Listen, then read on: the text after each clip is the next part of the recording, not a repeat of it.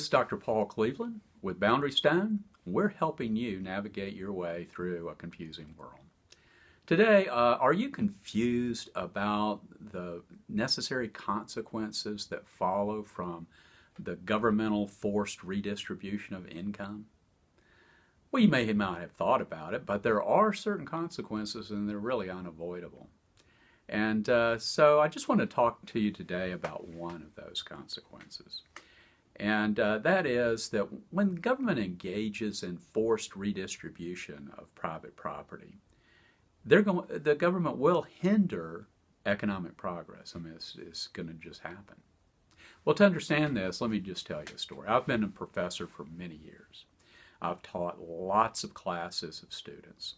And there's one thing I know, that while all the students come in and will take the same exams and perform on the same assignments, written and oral assignments that I give them, their performance won't be the same. And they won't be the same for lots of reasons.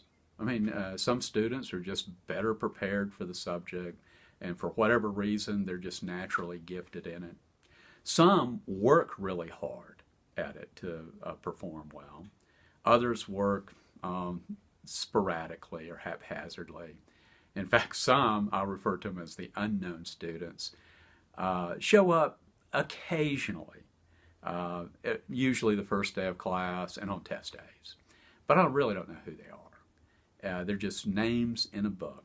And I've come to expect that the unknown students generally don't perform very well on my exams. Now let's suppose that I give the first exam and I've had a young student. She has just been there all the time. She's done really well. We'll just say her name is Mary.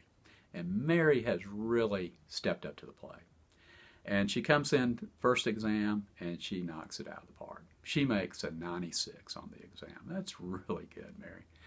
But my unknown student, he shows up the day of the exam. He's ill prepared. He hadn't read anything, and certainly hadn't been in class to hear the lectures or that sort of thing. And so he takes the exam, and let's say he makes a 50. And I'm back in my office, and I'm going, oh my, oh, what am I going to do about old Mr. X? I mean, he might flunk out of college. I can't have that on my conscience. And isn't there something I can do? And then I think about it for a while, and I go, I've got a plan. I'll take points away from my better students, and just a minority of them. And I'll give those points to the weaker students, like Mr. X. And so Mary gets her test back, and she's got a 96, but I've taken 11 points off, and her score is now an 85.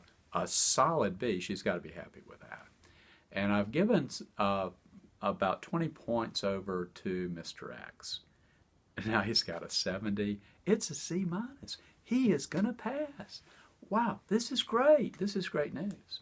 Now, I always ask if I explain this to my students, like Mary is sitting on the front row, and I go, how would you like this, Mary? And she'll go, not very much. And I said, well, is there anything you want to tell me? And she'll usually say, Dr. Cleveland, you don't want to know what I will say to you.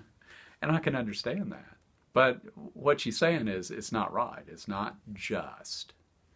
And then I'll hit my head and I'll go, oh, I know. We should have a vote on this. So let's have campaigns. And I said, would that make you feel better, Mary? And she'll go, no, because I'm in the minority of the students that suffered under your program. See, once again, a majority vote is not a way to determine what is right.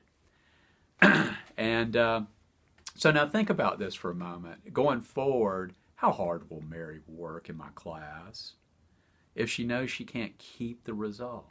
And the answer is not that hard. In other words, so performance in the class will go down, economic education will decline, and that's just a necessary outcome. It's going to happen. Well, now let's apply this to income redistribution. It's the same thing. The only difference here is there's no cap to how much wealth can be created. And whereas in the classroom, you can't do better than 100.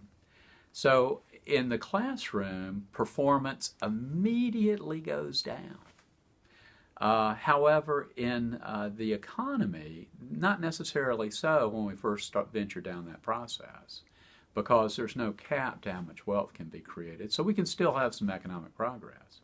However, the incentives at the margin are still the same. And so at the margin, people will work less. And so economic progress will be hindered. Well, it's been good to be with you today. This is Dr. Paul Cleveland with Boundary Stone, and we're helping you navigate your way through a confusing world. Check out our website, boundarystone.org, and you'll get more resources and information there. Have a great day. Bye.